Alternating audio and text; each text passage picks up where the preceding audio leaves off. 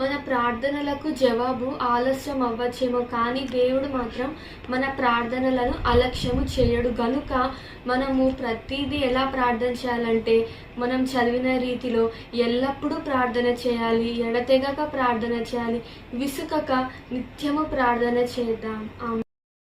అందరికీ వందనాలు. లూకా సువార్త 21వ అధ్యాయము 36వ వచనము.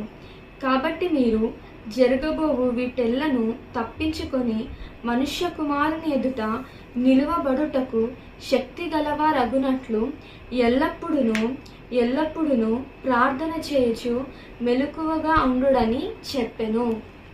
1 తెస్సలోనికీయులు 5వ అధ్యాయము 15వ వచనము 2వ భాగము. ఎల్లప్పుడూ సంతోషముగా ఉండుడి, ఎడతెగక ప్రార్థన చేయుడి, ప్రతి విషయమునందును కృతజ్ఞతాస్తుతులు చెల్లించుడి. ఇలాగు చేయుట యేసుక్రీస్తునందు మీ విషయములో దేవుని చిత్తము. లూకా సువార్త 18వ అధ్యాయము 1 నుండి 7 వచనాలు. వారు విసుకక నిత్యము ప్రార్థన చేయుచుండవలె నన్నుటకు ఆయన వారితో ఈ ఉపమానము చెప్పెను. మరియు ప్రభువిట్లనెను, అన్యాయస్థుడైన ఆ న్యాయాధిపతి చెప్పిన మాట వినుడి. దేవుడు తన్ను ఏర్పరచుకొనిన వారు దివారాత్రులు తన్ను గూర్చి మొర్రపెట్టుకొనుచుండగా వారికి న్యాయం తీర్చడా? ఆమేన్.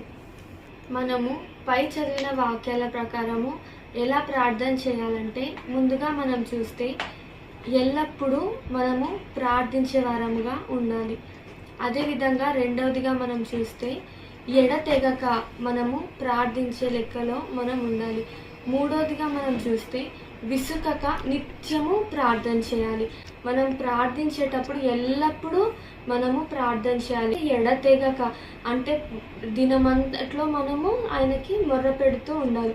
మూడవదిగా విసుకక నిత్యము మనము ప్రార్థన చేసే వారంగా ఉండాలి.